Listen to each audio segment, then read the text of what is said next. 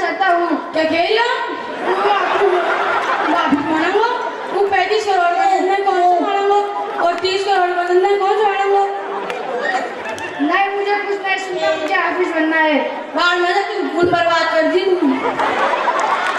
मैं बर्बाद हो गए, मैं बर्बाद हो गई।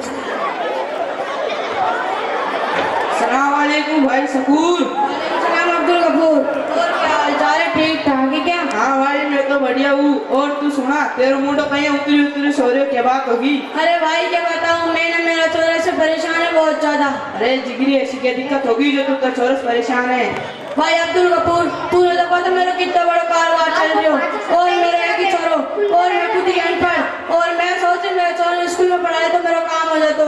अरे भाई ना यार, तुम पहले से मदरसा की भेजो, स्कूल भेज तो पहले से ही। अरे मान रही को ना कि मैं तो मदरसा में पढ़ूंगा और आप ही मौल भी बनूंगा। अब तू ही बता मैं क्या करूं? अरे भाई ना मेरे छोरो मुन तेरा छोरो की तरी बोलो छो, तभी मैं अच्छा बनूंगो। पर मैं दियो एक सपाटो और भेज दियो स्कूल में। और भाई सुन, चलो मान लिया मोलछा बन को तो कोई मदरसा पढ़ाऊंगो। और तूने मालूम है इन मोलछा बना कितना कम पैसा दे अपना, और मेरे जीव करे ऑफिस मोल में ना बको और सारे दिन माँ तो खाए मोलाना उलाना। ए भाई मैं दिया वजह से भेजो क्या वाना अपने नहा दो बढ़िया कर ले। मुझे क्या मालूम ऊपर ऊपर आप ही मोल भी मनवा को कूद चढ़ जाऊंगो। अब तो होई की बात क्यों मान लूं? अरे भाई ना और बात बताओ, तुम जितना टाइम नमाज में लगे ना इतनी देर में गलत सारा काम कर लूँ। और छोरो तो मेरे भी स्कूल ही पढ़े और खूब मोबाइल चलावे और खूब पैसा कमा पहुंचे धर गेम खेल खेल के। ये जानो कौन सा गेम है वो? अरे भाई तू सही कह रहे हो, मेरा छोरा भी उनके साथ रह के उन जैसी होगो। कदी कहवे नमाज पर, कदी कहवे जमात में जा, कदी कहवे बिहार मत का, कदी कहवे दाढ़ी रख। मैं देख की दीदी बड़ी दाढ़ी करा दी हो। और मेरा छोरा को ना वो मेरे दुश्मन। अरे तू जितने तो करो तो मेरे छोरा यहाँ माना पता है तेरे छोरों के कैसे हो गए? अरे ओ बेटा गुड्डू, ओ गुड्डू बेटा। अरे क्या है? अरे बेटा तेरी ऐसी की तैसी का सुन ले। अरे क्या या बूढ़ा मरना कहीं ना कहीं जाके लटकी पड़ेगी खोपड़ी पे। अरे यार ये तो बड़ी दुखी बात है, तेरा छोरा तेरी बात क्यों माने? अरे ओ बूढ़ा तू मत बोल मगर मेरे बाप बेटा बीच में। जा बेटा जा, तू बैठ तेरे काम कर जा। चल छोड़ यार जिगरी, जे काम के लिए अच्छा वो काम करा। हाँ यार जी चल ले। तो ले आजा, बुला ले तेरे छोरन। आजा ना मौलवी को मदद समझो। ओए मौलवी मेरा छोरा कहाँ है और मेरे छोरा बिगाड़ रहे तू जो। अस्सलाम वालेकुम चाचा जान। हाँ फिर तू मेरे छोरा बिगाड़ वाले हो। चाचा जान ऐसी क्या बात हो गई? फिर तू मेरे छोरा बिगाड़ वाले तू जो। बेटा सुफियान आपके अब्बा जान क्या कहते हैं?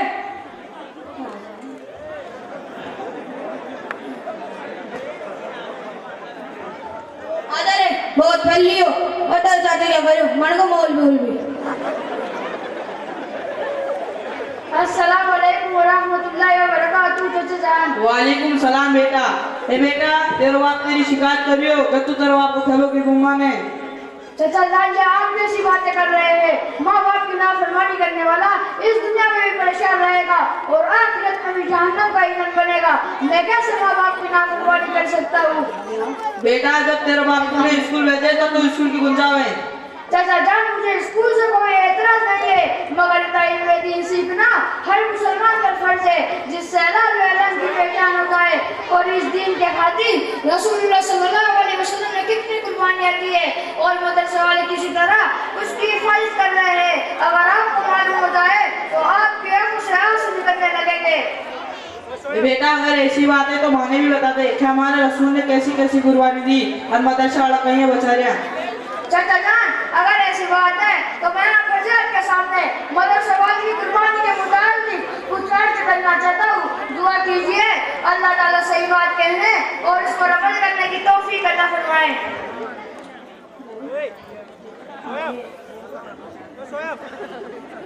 नहमदुहु व नसल्ली अला रसूलिल करीम अम्मा बाद फ़अऊज़ु बिल्लाहि मिनश शैतानिर रजीम बिस्मिल्लाहिर रहमानिर रहीम हल यस्तवी लज़ीना यअलमून वल्लज़ीना ला यअलमून सदक़ल्लाहुल अज़ीम।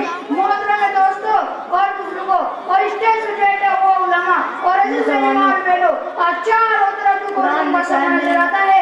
हुजूर रसूल सल्लल्लाहु अलैहि वसल्लम के दीन पर डाका डाले जा रहे हैं। हम जब रात को मोहल्ला की नींद सो जाते हैं तो दीन पर डाका डालने वाले बेदार होकर अस्सीन से हमला करते हैं। मुसलमानों को रुस्तम उन्हें बेबस करने करने की कोशिश की जा रही है।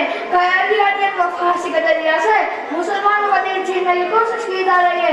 कोई रोटी का जासा देकर उसके ईमान पर डाका डाला जा रहा है। वो देखो मदीना मुनव्वर से उठने वाला नूर काबा, अल्लाह से उठने वाला नूर आज चारों तरफ से गिर चुका है। चारों तरफ से वक्त का दज्जाल उस पर हमला हो रहे। ये सारी चीजें अपनी तरफ हम सबसे बढ़कर ये है कि हमारे रिश्ता मोहम्मद रसूल सल्लल्लाहु अलैहि वसल्लम से काटने की कोशिश की जा रही है। वो तो इस गलतफहमी में है कि खुदा ने रास्ता हम नबी के कुरान को छोड़ देंगे, हम नबी के ईमान को छोड़ देंगे, हम नबी के दीन को छोड़ देंगे। आओ, हमने तो नबी का ईमान भी नहीं छोड़ा, हमने तो नबी का लहजा भी नहीं छोड़ा। आओ, इन दीनी मदारिस में मोहम्मद रसूल सल्लल्लाहु अलैहि वसल्लम की हिदायत महफूज हो चुकी है। मैं अपनी बात को यही रोकता हूँ और मेरे भाई मुवस्सिल को दावत देता हूँ वो उन्होंने के बारे में कुछ बताए। मेरी बात अस्सलामु अलैकुम व रहमतुल्लाहि व बरकातुहू। मोहतरम हज़रात और मेरी प्यारी माँ बहनों, इसीलिए एक आलिम जमीन पर ऐसे चमकता है जिस तरह आसमान पर चांद चमकता है। एक आलिम को सलाम करने के लिए फरिश्ते एक के बाद एक जमीन पर उतरते हैं। अपने बेटे को स्कूल और कॉलेज की गिलाजतों में डालने वालों, खुदा की कसम, अगर तुम्हें किसी तालिबे इल्म की अजमत का पता चल जाता, किसी हाफिज़े कुरान की अजमत का पता चल जाता, तो तुम स्कूल के काले दरवाजे पर अपने बेटे को ना भेजते, अपनी बच्ची को ना भेजते, तुम मदरसा के दरवाजों पर जाकर पढ़ जाते। सहाबा एक एक हदीस के लिए हजारों मीलों का सफर किया करते थे। उन्हें पता था कि इल्म जिंदा है तो दीन जिंदा है, इल्म जाएगा तो दीन मिट जाएगा। जब दीन मिट जाएगा अल्लाह ताला इस जमीन को बर्बाद कर देगा, इसे तबाह कर देगा।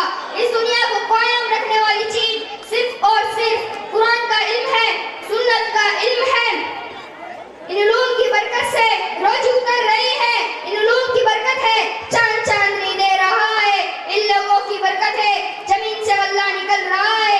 खुदा की कसम, जब ये उलमा खत्म हो जाएंगे, लोग जाहिलों को अपना सरदार बना लेंगे, अल्लाह आसमान से बारिश नहीं बरसाएगा और जमीन पर रहने वालों को कुत्ते और सूअर की शक्ल में तब्दील कर देगा। इसीलिए जिना आम हो गए, गाने बजाने आम हो गए। मैं अपनी बात को यहीं पर रोकता हूँ और मेरे भाई हारिस को दावत देता हूँ, वो भी आपको कुरान के बारे में बताएंगे।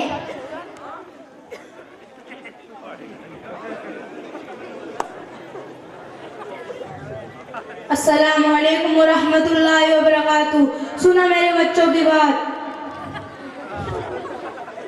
मोहतरम हज़रात, आप लोगों को क्या पता है कुरान क्या है? वो गिलाफ में बंद करके ताक में रखने वालों, पता है रब सूरह फातिहा में क्या कहता है, सूरह बकरा में क्या कहता है? इस तरह से कुरान को पीठ के पीछे फेंकने वालों, जब तुम्हें पता ही नहीं कुरान है क्या, कौन हिफाजत के लिए कुर्बानी देगा, कौन हिफाजत के लिए अपनी जवानी को बुढ़ापे में बदलेगा, कौन इसकी इबारतों को दुनिया वालों के सामने खड़ा होकर सुनाएगा? मुसलमानों, तुम्हें तो पता ही नहीं नबी क्या क्या फरमा के चले गए, बुखारी शरीफ में क्या है, तिरमिजी शरीफ में क्या है, मालूम नहीं। आज के मुसलमान की कैसी जिंदगी है, न हलाल का पता न हराम का पता। अताउल्लाह के गाने लगे हो, सारे झूम झूम के सुनते हैं, नहीं देखते उस वक्त आसमान से कैसा अज़ाब नाजिल हो रहा होता है और कुरान की महफिलों को सुननी छोड़ दी जाती है।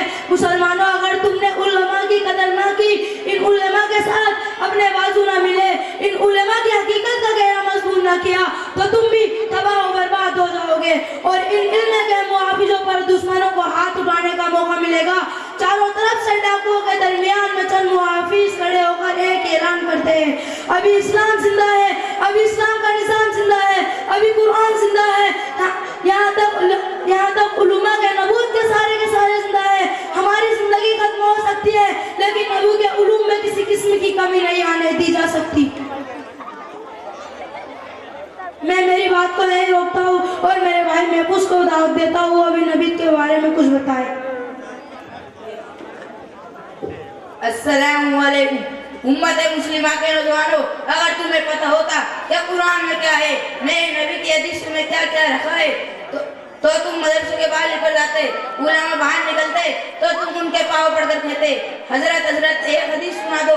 डांस और गाने पर मरने वालों, डांस और गाने सुनने वालों, हदीस में कि वो जमाना आएगा, रात को इंसान सोएगा, सुबह उठेगा तो बंदर और सुअर बना हुआ होगा। मैं मेरी बात को यही रोकता हूँ और मेरे भाई रिजवान को दावत देता हूँ वो आए मदरसे की कुर्बानी बताए। अस्सलामु अलैकुम व रहमतुल्लाहि व बरकातुहू। ए मुसलमानों, मोहतरम हजरात और मेरी प्यारी माँ और बहनों, ए मुसलमानों, क्यों नहीं कुरान सुन्नत की तरफ आते? मुसलमानों, तुम कहाँ खड़े हो? मैं जब इन उलमा को मदारिस के लिए चंदा मांगता हुआ देखता हूँ, दर बदर जाते हुए देखता हूँ, तो दिल से आह निकलती है, ए अल्लाह इन उलमा की हिफाजत फरमा। कितनी परेशानियां सहे कर ये चंदा करते हैं। क्या इनकी सेहत नहीं है? क्या इनकी ज़बानियाँ नहीं है? क्या ये सब कुछ नहीं कर सकते?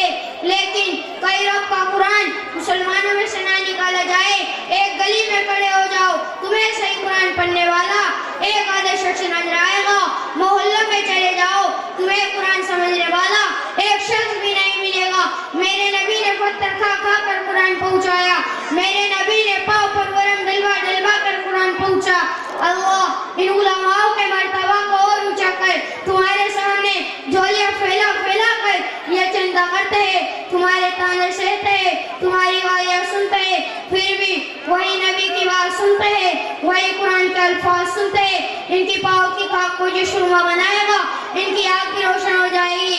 लेकिन ये मुसलमानों, क्या तुम्हारा अपना फरीजा नहीं है कि तुम कुरान पढ़ो, कुरान समझो, कुरान की हिफाजत करो, इस्लाम के मुताबिक अपनी जिंदगी गुजारो, इस्लाम के मुताबिक अपनी शक्ल बनाओ, घरों से मुर्दार टीवी को बाहर निकालो? क्या तुम्हारी अपनी जिम्मेदारी नहीं है? दूसरों पर एतराज करने वालों, अगर यह उलमा ना होता तो शायद मुसलमान को जनाजा पढ़ाने वाला भी कोई न मिलता। मैं मेरी बात को यहीं पर रोककर मेरे भाई सुफियान को दावत देता हूँ, वो अपनी बात को जल्द से जल्द खत्म करे।